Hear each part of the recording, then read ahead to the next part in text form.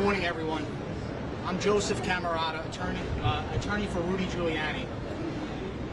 I've been Mayor Giuliani's attorney since Friday night. I want to convey to the public who Rudy Giuliani is to me. On 9/11, I was a New York City police officer and first responder to the September 11th attacks. My brother was the youngest firefighter killed in the September 11th attacks. Working for Ladder 11, he was age 22. Both my brother and I worked for Mayor Giuliani. Mayor Giuliani made a commitment to my family at my brother's memorial on his birthday, October 5th, 2001. And that commitment was to be there for my family in our darkest time. And if I ever needed anything, to reach out to him. In 2002, Mayor Giuliani and my brother, Michael Cammarata, were inducted into the Little League World Series Hall of Excellence. The motto for Little League Baseball is courage, character, and loyalty. And not only did my brother share those qualities, Mayor Giuliani did and does to this day. What Mayor Giuliani did for this country, this city, and this state shall never be forgotten. A few years later, after Mayor Giuliani made his bid for the presidency, I reached out to the mayor, and I took him to task on his commitment to my family. Mayor Giuliani inspired me to become an attorney through the great work he did not only as a mayor, but as a U.S. attorney for this city and state, and this country. You can't forget the good work he did and how he cleaned up this city. I requested a letter of recommendation to law school because he was the #1 person who inspired me to go. He gave that letter of recommendation. A few short months later, my mother passed away. He found out about it and wrote a heartfelt letter to me. Although the letter said Mr. Cammarata, he crossed it off in purple ink and wrote Joe. That shows his humanization and personalization to me and my family.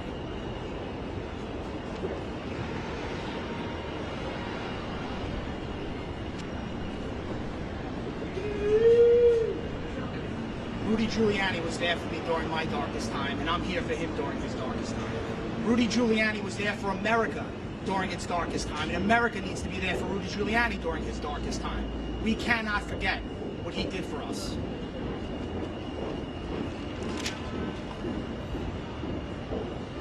The $148 million judgment against Mayor Rudy Giuliani is astronomical, unconstitutional, and un-American. Judges have the power to reduce judgments and verdicts. It happens every day. If there was a car accident here on 7th Avenue and 50th Street, and a jury awarded somebody $60 million for a broken arm, that does not mean the person would get $60 million. The judges would likely step in and reduce the verdict or judgment to a verdict or judgment that suits the injury. This $148 million judgment does not fit the alleged acts that took place. Even as taken as true, that judgment is punitive in nature. It's meant to punish. My client has turned over millions of dollars in assets to date. The New York cooperative apartment could be north of $6 million was turned over. Valuables, jewelry, watches, countless watches turned over in compliance. He's ordered and turned over a vehicle without even having it appraised. We weren't even given the opportunity to have the vehicle appraised. Turn it over, the judge said. That's not how it works. The CPLR, the Civil Practice Laws and Rules in New York State, have certain exemptions. That vehicle is worth under a certain amount, $5,500, it does not have to be turned over. Now there's been arguments that, oh, it's Rudy Giuliani's car, it's got to be worth more. That doesn't make a difference. It's a piece of metal. This is just a few of the things that are happening. We're standing in front of Wilkie Farr & Gallagher, LLP. This law firm has approximately 1,000 attorneys worldwide, with offices, I believe, in Paris, in London, in the United States, multiple states, such as Chicago, California, if I'm not mistaken. They have north of 10 attorneys working on this file. The story of David and Goliath is going to continue. It's one versus all. It's one being the United States of America versus all. This should not take place the way it's taking place. We will not allow it. Conveniently this morning, and it's no secret because it was filed in federal court, Wilkie Farr filed a motion for contempt to hold Mr. Giuliani in contempt for allegedly violating a preliminary or permanent injunction, as they call it. The tone of the message was directed to me in some sort of way, possibly to dissuade me from continuing here today and possibly continuing as his attorney. We will not relent. They are doing everything they can to stop Mayor Giuliani from having a formidable defense. We're not going to allow it. That's not going to take place in the United States. That's not who we are.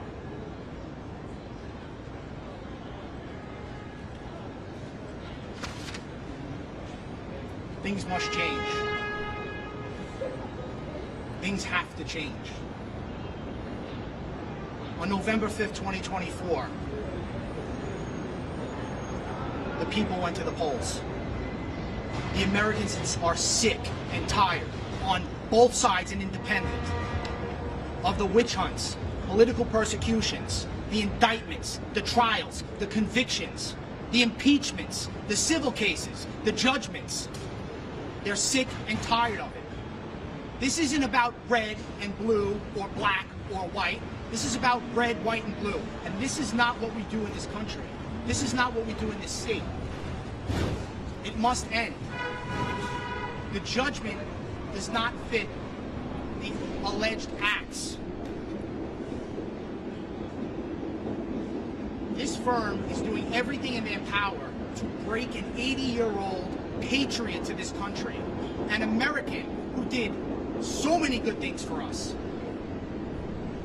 In the 80s, took the RICO Act and his great legal mind applied it to take down 5 families of the mafia. Are we forgetting how he cleaned up the city in the 90s and how he responded to the biggest attack in the history of this country, right here in this city, a few miles away to my left? And now we're just going to hang him out to dry? People should not forget who Rudy Giuliani is. He is the same person who made the commitment to me that day. He is the same person who walked someone down the aisle for their wedding whose father died in 9/11. That's who Rudy Giuliani is. Reaching out to him and him being there for me and meeting me in his office to give me a letter of recommendation never made the press. It never made the press because that's who Rudy Giuliani is behind the scenes. That's the man that he is. He's a man who fights for what he believes in and fights for justice. And I expect this country, city and state, to do the same. Next to me to my left is Madeline Brame. I would like Madeline Brame to tell her personal story about Rudy Giuliani, and then I may take some questions after. Madeline? Hey, good morning, everybody. Thank you so much for having me. Thanking you all for being here this morning. My name is Madeline Brame. I am the CEO of Rescue Angel. I am also the mother of a homicide victim, Sergeant Hassan Correa, who was killed in 2018 in Harlem. The case was handled in Manhattan Criminal Court by Alvin Bragg, who he let 2 of the 4 killers go. He completely dismissed gang assault and murder indictments against 2 of the killers. One of them is currently out. He was let out 2 weeks ago after only serving 7 years. I want to take it back a little bit to my old school people who are listening. Back in the 90s, in the middle of the crack and crime era in New York City, hundreds and thousands of us were caught up in that whole entire crack epidemic. Rudy Giuliani and Governor Pataki were in office at the time. Rudy implemented alternatives to incarceration, where instead of us going to jail for committing crimes that we would not have normally committed unless for a drug habit, to long-term inpatient drug programs, 18 to 24 months, 24 to 36 months. I personally am a product the crack era. I went to a place called Samaritan Village up in Ellenville, New York. There was Samaritan Village, Daytop, Phoenix House, a whole bunch of different long-term inpatient drug programs that were implemented as alternatives to incarceration. Hundreds and thousands of lives were saved. People would not be alive today if it were not for Rudy Giuliani implementing those alternatives to incarceration and getting people the drug treatment that they so desperately needed. If the people in my community want to be honest about it and step up and know that if it weren't for Rudy, they would not be alive today. Fast forward, after my son was killed, Rudy was one of the only people who gave me a platform, because the Democrats that run New York City, all right, that were responsible for letting the homicidal maniacs out in the street, like the one 3 days ago who stabbed them 3 people and killed, all right? If it weren't for the Democrats, they wouldn't give me any type of support or any type of anything when I went to them for help to get justice for my son. Rudy was the only one who called me. He invited me into his home, the very same apartment that he has to surrender. I sat in his living room for a whole hour, and Rudy did like a fireside chat with me, and he interviewed me. Millions of people saw my story. And after that is when all of the other news organizations started to galvanize towards me and were interested in the story. But again, the Democrats, I went to every single last one of them. Every single last one, including Al Sharpton. They slammed the phone down in my face and said, what do you want us to do? You know how many people get killed in this city? What do you want from us? You know, so those are the type of things that I was up against. Also, Rudy donated money to my GoFundMe to help me pay my rent. I was getting ready to be evicted, and this was recently. So this is one of the reasons, a lot of the reasons why Rudy Giuliani is America's mayor, and people love him because of the everyday American stories, and he cares about the irregular American people. I'm sorry, excuse me. I'm passionate because I don't like what's happening, okay? What they're doing to him is political persecution. You're only doing it because he was Trump's lawyer, okay? In my opinion, we all see and saw what was happening during the time of whatever Rudy is being accused of. They want us to not believe our lying eyes. But we all saw it. Millions of people saw it, right? Why we just pinpoint one particular person? I know, I'm not going to go there. We cannot just pinpoint one particular person. We can, are we going to sue 1 million people? Because I do believe 1 million people actually saw.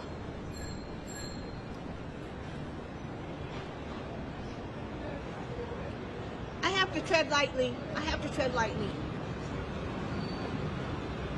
But all you today that are watching this, okay, especially in the black and brown community, you all know that Rudy played a part in you being alive today, to live to see another day. We need Rudy back in office right now, if you ask me.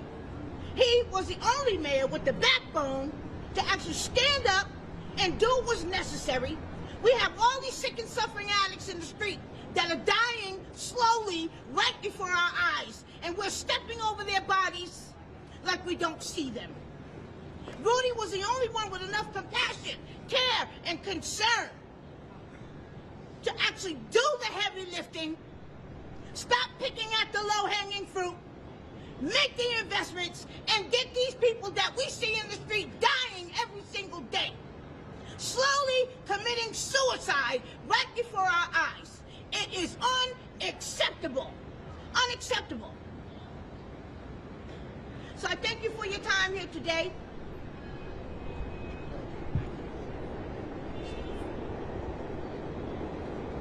I have a few minutes to take a few questions. Mr. Cammarata, David Zier, Real America's Voice News. I wanted to ask you what avenues are left for relief for the mayor, and what's your next step? Yeah, there's plenty of avenues left. As you know, there's cases being litigated all over the country. Right now, a contempt motion was filed in Washington, D.C. this morning. And make no mistake, that wasn't just filed today for any reason. This press conference release came out last night that it was going to happen at 2:30 a.m. Make no mistake, that took place in direct response to us being here today. And we will not have our speech stifled as long as we're within the bounds of the law in the first place. There are other avenues that are available. As we know that there is an appeal that's taking place as to the judgment that's in place for $148 million. I'm not going to comment on that. There are attorneys working on that at this time. Mr. Cammarata, can you speak to Who are you with? Sorry, I'm Jen Pelt. Turning back to today's filing, can you address how in your the elements cited in the filing don't run afoul of the agreement itself? I've got to be honest with you. I received the filing while I was on public transportation coming here to address the people. So I have not dug into it. I'm not going to offer comment on it at this time.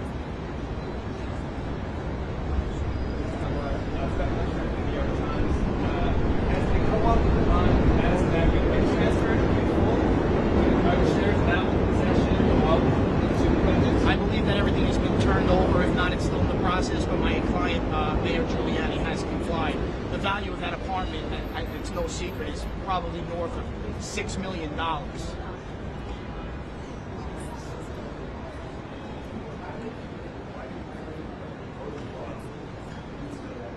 I'm not going to comment on anything that has to do with voter fraud.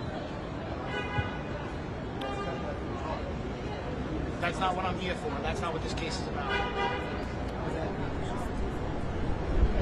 Next. Are there additional assets that are still needing to be turned over? Excuse me? Are there additional assets that are still needing to be turned over? There are certain items that I believe are in dispute. First and foremost is means of transportation that was ordered to be turned over, which we did, but we are raising issue with that because it was never valued. And again, there are laws in place that lay out what exemptions are. And I believe that that automobile is exempt among other items that they're looking to take. And he's given over 90 to 95% of what's in his possession at this point. And this law firm is not stopping. I think it's a seek and destroy mission of America's mayor. Joe, I have a question about the actual judgment. I don't think a lot of people understand that he was never actually found liable.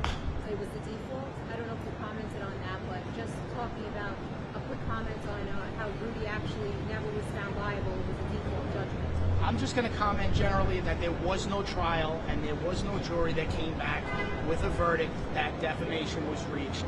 There are other means that took place to lead to that and to the judgment. I'll let those attorneys comment on that.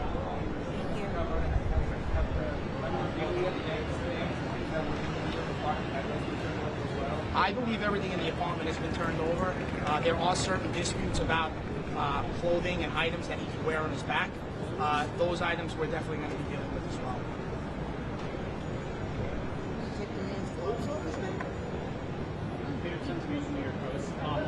So I had two questions. Are you saying that the Mercedes is worth less than the 5,500 civil limit? I'm gonna tell you what I believe. I don't know what the car is worth, and we cannot have valid due process in this country.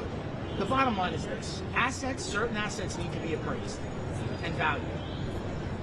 There wasn't even a minimum Google search, to my knowledge, conducted of what the value of the vehicle was. It was turn it over, and that vehicle needs to be appraised. I don't know the working condition of the vehicle. I don't know whether or not it's completely roadworthy at this point. It may have been roadworthy a month ago, on November 5th or November 4th. I don't know if it's roadworthy today as we stand. It needs to be valued before it's turned over, albeit we turned it over, but I believe that in the appellate court, certain assets might come back. And sorry, Does he have any other vehicle or mode of transportation? Not that I'm aware of. Will Mr. Giuliani appeal this case? Which case? The judgment case? There is an ongoing appeal that's going on in another court.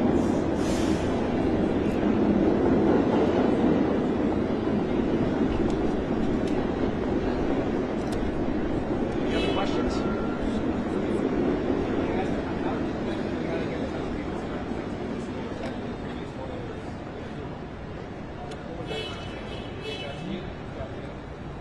It was a mutual connection, and I'll leave it at that.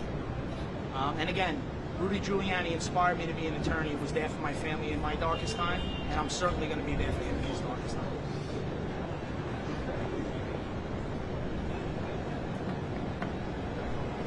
Any other questions?